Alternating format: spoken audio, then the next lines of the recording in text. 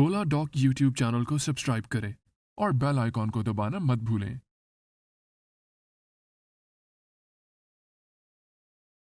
अच्छा जी, आज की जो हमारी ये गुफ्तगू है ये है स्टेम सेल थेरेपी, जो कि एक नया तरीका इलाज है और पाकिस्तान में हमने इसकी बुनियाद रखी थी, इलाज की नहीं मगर स्टेम सेल रिसर्च की 2007 में। जब मैं किंग एडवर्ड में था तो वहाँ हमने ये एक लेबॉरेटरी की जिसमें हम तजर्बात भी करते रहे, हमने सेल कल्चर भी किए, ग्रो भी किए, लेकिन इंसानों पर लाजमी बात है हम इस्तेमाल नहीं कर सके थे उस वक्त, क्योंकि जब तक हम इसको सेफ़ तरीके से इस्टेब्लिश न कर लेते ये मुमकिन नहीं था कि हम इंसानों पर तजर्बात करते। सो हमने इसके बाय प्रोडक्ट्स भी किए, बहुत से इंसानों पे इसके बाय प्रोडक्ट्स हमने इस्तेमाल किए, जैसे एमनियोटिक मेम्ब्रेन जले हुए मरीज़ों पे हमने बहुत इस्तेमाल की मियाँ अस्पताल में। फिर बदकिस्मती से मैं मियाँ अस्पताल से जिना अस्पताल चला गया तो वो लैब कोई इतना ख़ास काम नहीं करती रही। फिर उसको भी मैंने दोबारा रिवाइव कराया और एक लैब जिना अस्पताल में बनाई, क्योंकि अब तक मुझे काफ़ी तजुर्बा हो चुका था। तो जिना अस्पताल में हमने ये बच्चों में स्टेम सेल थेरेपी का इस्तेमाल किया, जो ख़ास तौर पे जो पैदाइशी तौर पे जिनके हराम मगज़ में होता था नक्स और वो उस वजह से चल फिर नहीं सकते थे, बाज़ औक़ात उनको पेशाब पखाने का कंट्रोल नहीं आता था, तो उनके अंदर हमने ये इस्तेमाल किया और हमें काफ़ी इनकरेजिंग रिजल्ट्स शुरू में मिले। पाकिस्तान के टॉप डॉक्टर्स के साथ अपॉइंटमेंट बुक करें, वो भी पेशेंट फीडबैक देखते हुए। लाखों लोगों की तरह पाकिस्तान के सबसे बड़े डॉक्टर नेटवर्क का फायदा उठाएं और आज ही ओला डॉक ऐप डाउनलोड करें। ओला डॉक, डॉक्टर का अपॉइंटमेंट आसानी से।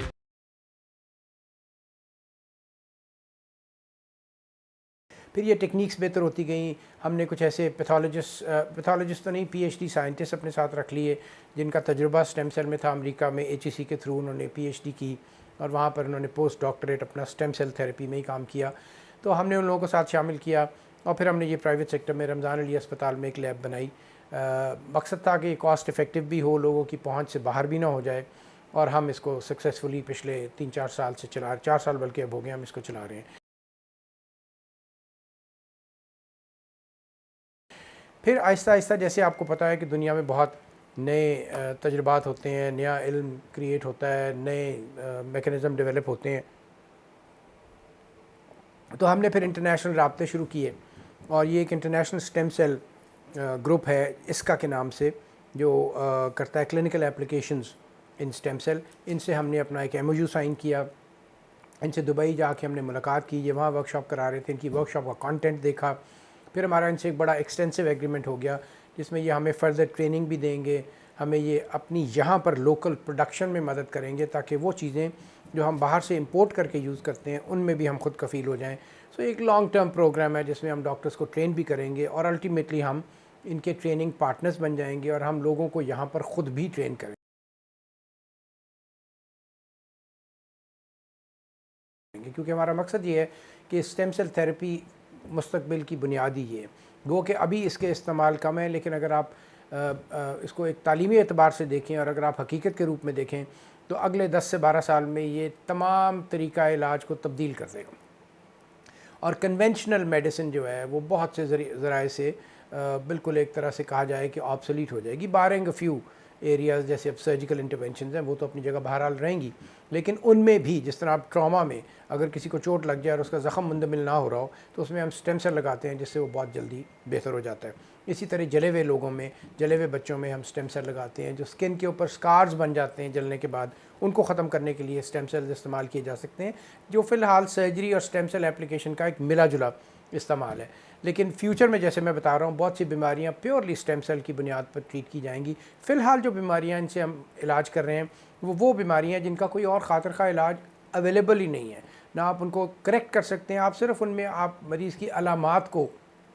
शिद्दत में कम करते हैं। जैसे अब किसी का गुर्दा काम करना छोड़ गया, किसी के हराम मगज़ में चोट लगने की वजह से सही काम नहीं हो रहा, या किसी के फेफड़ों में स्कारिंग हो गई, तो इन चीज़ों पे अब एक्सपेरिमेंटली काम किया जा रहा है। लेकिन यकीनन हम उन एक्सपेरिमेंटल स्टडीज़ का हिस्सा नहीं बन सकते क्योंकि उसमें बहुत ख़र्चा आता है और हमें तो कोई ग्रांट्स भी नहीं मिलती, हमें तो कोई ऐसी सहूलत भी नहीं है कि हम लोगों को उसमें एनरोल करें और ख़र्चा ही निकाल सकें।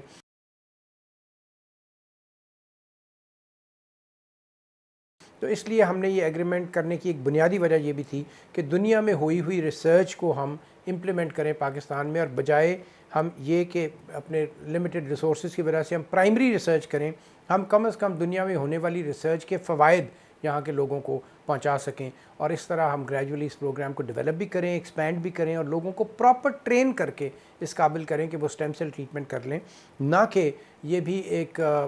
وہ کویکری کی نظر ہو جائے۔ کویک دو طرح کے ہوتے ہیں، ایک کویک وہ ہیں جو تعلیمی طور پہ ڈاکٹر نہیں ہوتے، اور ایک کویکری وہ بھی ہوتی ہے جہاں لوگ ٹرینڈ نہیں ہوتے اور وہ کوئی کام شروع کر دیتے ہیں۔ سو یہ ایک خطرناک وقت ہے اسٹیم سیل کی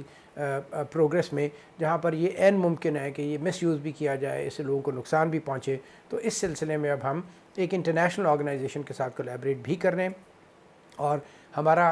ارادہ صرف انہی کے ساتھ کولیبریٹ کرنے کا نہیں ہے، ہم اور آرگنائزیشنز کو بھی ٹارگٹ کر رہے ہیں، اور انشاءاللہ ہم پاکستان میں اس کا ایک پورا فارمل پروگرام بھی لانچ کریں گے، جس میں ہم لوگوں کو ٹرین بھی کریں گے، ان کی مدد بھی کریں گے کہ اسٹیم سیل ٹریٹمنٹ کیسے کیا جائے، انڈیکیشنز بھی ہوں گی، لیکن جو ممبر بنیں گے ان کو پھر ان قواعد و ضوابط کو فالو کرنا پڑے گا، اور پھر یہ نہیں ہو سکے گا کہ بغیر کسی سائنسی بنیاد کے آپ لوگوں کو اسٹیم سیل کہہ کے کسی کا دل کرے تو پلازما لگا دے، کسی کا دل کرے تو کچھ اور لگا دے۔ ایسا بھی ہوا ہے کہ لوگوں نے بلڈ لگانا شروع کر دیا اور اس کو کہنا اسٹیم سیل شروع کر دیا۔ سو ہمارے دو مقاصد ہیں، ایک تو یہ ہے کہ لوگوں تک اس کا فائدہ پہنچے، اور دوسرا مقصد یہ ہے کہ لوگوں کو بے وقوف بنا کے اس کا مس یوز بھی نہ کیا جائے۔ تو یہ ٹیم ہمارے پاس 29 مارچ کو پہنچے گی، 30 مارچ، 31 مارچ اور 1 اپریل کو یہ بہت سے آپریشنز، بہت سے پروسیجرز اسٹیم سیل ٹرانسفر کے خود کریں گے، اور ہم بھی ان کے ساتھ مل کے کریں گے، اور ہم اپنا نالج شیئر کریں گے، اپنی سکلز شیئر کریں گے، اور جہاں پر ہمیں کمی محسوس ہوتی ہے اس کمی کو دور کریں گے، تاکہ اس کو بہت افیکٹو طریقے سے ہم آئندہ چلائیں۔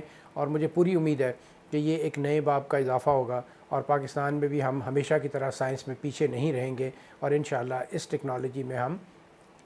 بہت جلدی مزید ترقی کریں گے، کیونکہ ساری دنیا میں اس وقت یہ بہت جیسے ملٹی بلین ڈالر پروگرام، جس میں لوگوں کو بہت سے فوائد بھی ہو رہے ہیں، اور سائنس کا نالج بھی تبدیل ہو رہا ہے۔ اور بدقسمتی سے ہمارے ہاں کیونکہ ہم ہر دفعہ پیچھے رہ جاتے ہیں، تو یہ فیصلہ بھی کیا گیا ہے کہ ہم نے اس ٹیکنالوجی میں کم از کم جو ہمارے دائرہ کار میں آتی ہے، جس کے لیے ہم آنسریبل ہیں، جس کے لیے ہم کوشش کر رہے ہیں، اور میں 15 سال سے اس کے اوپر کام کر رہا ہوں، تو یہ ہم نے فیصلہ کر لیا کہ انشاءاللہ اس کے ثمرات ہم لوگوں تک بہت جلد پہنچائیں گے۔